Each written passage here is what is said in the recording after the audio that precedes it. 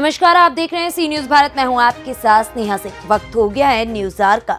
देश और प्रदेश में बढ़ रहे कोरोना के मरीजों को लेकर भले सरकारों ने आम जनता पर नाइट कर्फ्यू और शादी या अन्य सार्वजनिक समारोह में 200 लोगों की संख्या का प्रतिबंध लगा दिया, लेकिन ना तो नेताओं पर कोई प्रतिबंध है, ना ही उनकी रैलियों में, जिसमें हजारों लोगों की भीड़ जमा हो रही है। इन रैलियों में ना तो कोविड-19 के प्रोटोकॉल का पालन हो रहा है, ना ही रैलियों में जमा भीड़ मास्क का प्रयोग कर रही है। जहां भीड़ तंत्र और नेता दोनों आम लोगों की जान से खिलवाड़ कर रहे हैं, ऐसा ही कुछ नजारा दिखाई दिया हमीरपुर में, जहां बीजेपी की जन विश्वास यात्रा में केंद्रीय मंत्री सहित कई बीजेपी नेता और हजारों लोगों की भीड़ जमा हुई। रैली निकाली गई और जनसभा भी की गई। देखिए ये खास रिपोर्ट। कोविड-19 की सेकेंड लहर ने देश में जो कोहराम मचाया था, शायद ही उसे कोई भूल पाया हो। इस त्रासदी की घड़ी में कई मासूमों को अपनी जान से हाथ धोना पड़ा था। बावजूद इसके एक बार फिर कोरोना वायरस ने अपने पैर पसारने शुरू कर दिए। अब आप इन तस्वीरों को देखिए। ये तस्वीरें हैं यूपी के हमीरपुर जिले की, जहां बीजेपी ने जन विश्वास यात्रा नामक एक रैली का आयोजन कर दिया। सैकड़ों लोगों की भीड़ जमा है और मंच में केंद्रीय और राज्य मंत्री जैसे नेता भी मौजूद हैं। यहाँ ना तो कोई मास्क का प्रयोग कर रहा है, ना ही कोविड-19 के प्रोटोकॉल का।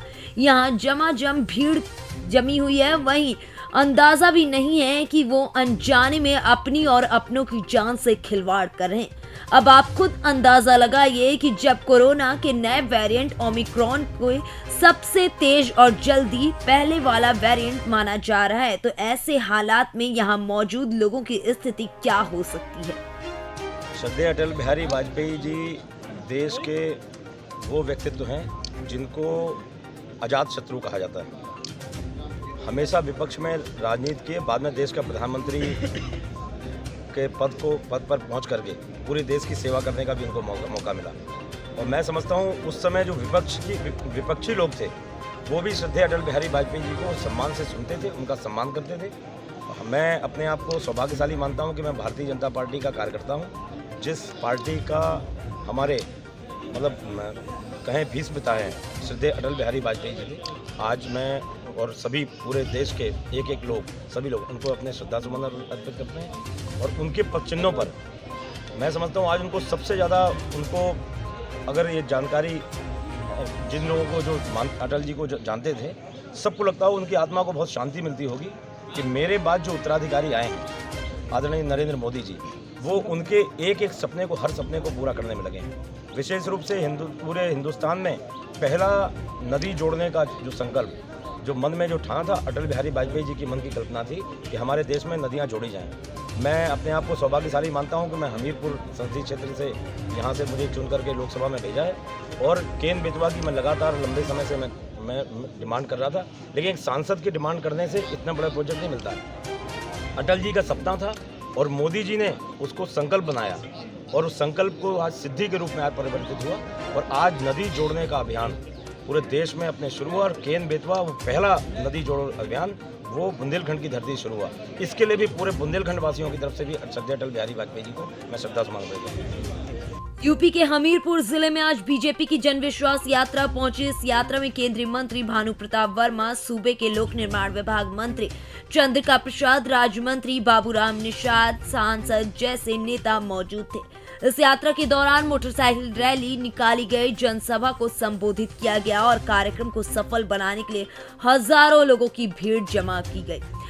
और ऐसा तब किया गया है जब देश में कोरोना वायरस की तीसरी लहर की संभावना जताई जा रही है। ऐसे में ये नेता विधानसभा 2022 की चुनावी तैयारियां करते हुए दिखाई दे रहे हैं। लोगों की जान से खिलवाड़ भी हो रहा है। एक बात बता दो, जो सरकार ने गाइडलाइंस इशू करी, तो गाइडलाइंस मुझे कहीं न कहीं इसमें धोखा लग रहा है। क्योंकि एक तरफ तो वो रथ यात्रा निकाल रहे हैं, दूसरी तरफ रैलीज कर रहे हैं, बड़ी बड़ी रैली कर रहे हैं, लाखों लोगों को बसों से, सरकारी बसों से बुला के सरकारी रैली कर रहे हैं।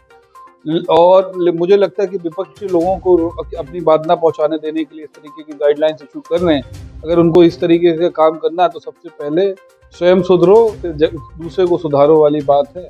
अगर वो स्वयं गाइडलाइंस का सरकार पालन करे, मुझे लगता है कि ये ज़्यादा उचित है। यूपी विधानसभा 2022 को लेकर हाई कोर्ट ने भी आयोग से अपील करते हुए उन्हें टालने की सिफारिश की है। ऐसे में जबकि आम आदमी को नाइट कर्फ्यू और शादी में लोगों की संख्या का प्रतिबंध झेलना पड़ रहा है, इन नेताओं और इनकी रैलियों पर क्या प्रतिबंध लगाना जरूरी नहीं है, ये बड़ा सवाल है। हमीरपुर से सी न्यूज संवाददाता अभिषेक अग्निहोत्री की रिपोर्ट। फिलहाल इस खबर में बस इतना ही। देश विदेश की ऐसी तमाम खबरों को देखने के लिए बने रहें सी न्यूज भारत के साथ।